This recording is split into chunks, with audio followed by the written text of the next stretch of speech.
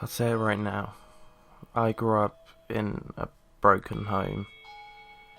Dad drank. Mum drank. That might be why I've never touched a drop. But I'm getting on a tangent here. Most of you already know where this story is going. Dad used to get drunk and blame Mum and I for all his problems. Mum used to lock me in my room while you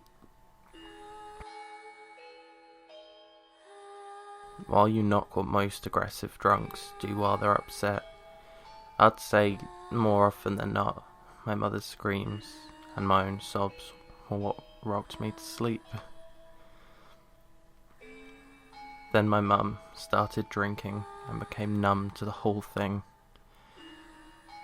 First, Dad kept hitting her and left me to cry in my room. I guess he got bored eventually. 3 days after my 5th birthday, Dad came up to my room for the first time. He'd never done that before. Excuse me. Mum had stopped him. He broke my nose that first night. We went to the hospital and I told the doctor I fell down the stairs. He seemed to believe me. It was clockwork after that. Mondays, Dad worked late and we rested. Tuesday nights and Thursday nights he was at the bar until well after my bedtime. Wednesdays were the worst. Fridays were normal insults, an occasional slap. Weekends he just drank himself to sleep around 4 in the afternoon. But Wednesdays he'd come up to my room and do his business. If I blocked the door, it was a dozen rounds with the belt. If I cried, it was a slap for every tear. But if I was quiet and let his knuckles crack against my jaw and let him pull my short hair, I'd never have to make up stories at school. I was an adventurous boy and no one looked twice when my hands were scraped or I had a bruise on my cheek. I lived for 2 years fearing that one night Dad would hit me too hard and I'd end up with the angels. Death scared me. One Wednesday, I was sitting in the corner when I saw him, a tall man in my corner. At first, I thought it was a woman. It looked like a black dress fell from a black face. I realised after a moment that it was a robe, a cloak, but I'd learned that word years later. I knew what I was looking at. I'd watched TV, I'd read books. I knew what death was supposed to look like.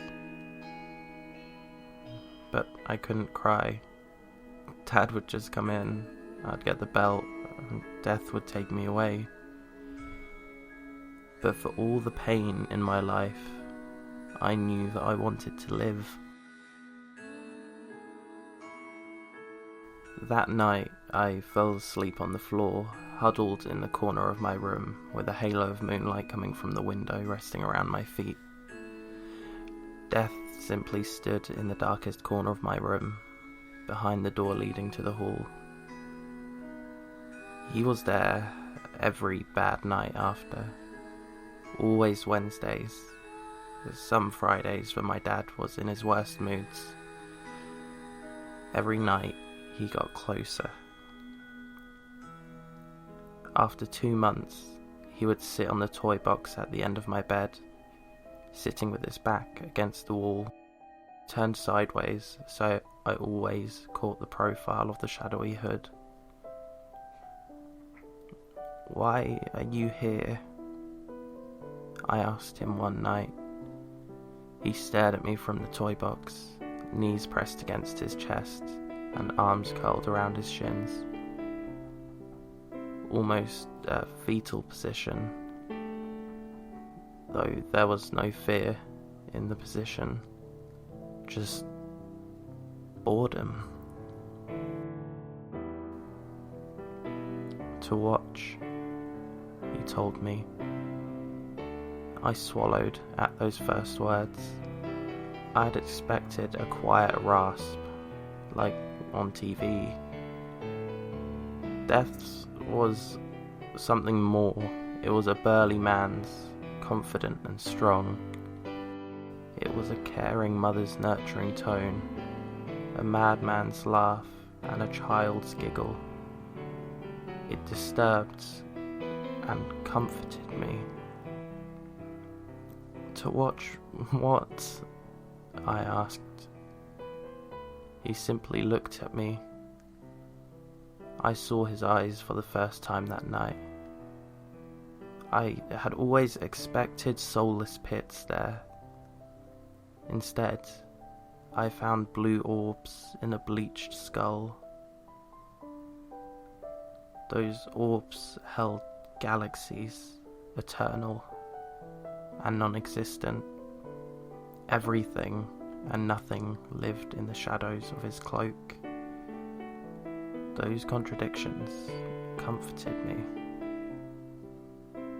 Over you, child, Death responded. I had thought he'd lied to me, and I grew upset. I asked him why he never stopped my father. It is not my place to intervene, he told me. I asked him what he meant. He told me that he couldn't stop my father if he tried. He simply was there to guide me if my nightmares ever came true. After that night, Death was more of a father to me in the way my own never was. The next week, he bought me a thick leather-bound book. Within were fairy tales, dark and light themes in countless languages. He told me stories in the voice of my grandmother, who died when I was 4. When I got older, he stopped bringing me the book. I asked him about the afterlife and why things were the way they were. He always answered me vaguely, telling me that I'd understand one day. He stayed with me and comforted me until dawn peeked over my neighbour's roof. Then the sunlight would touch his black robe, turning it into a blinding white. Then he was gone. He'd be back next week, and I'd get ready for school. I never tired when Death spoke to me. Life went on. When I was 12, my doctor fixed my nose for the 3rd time and started asking questions.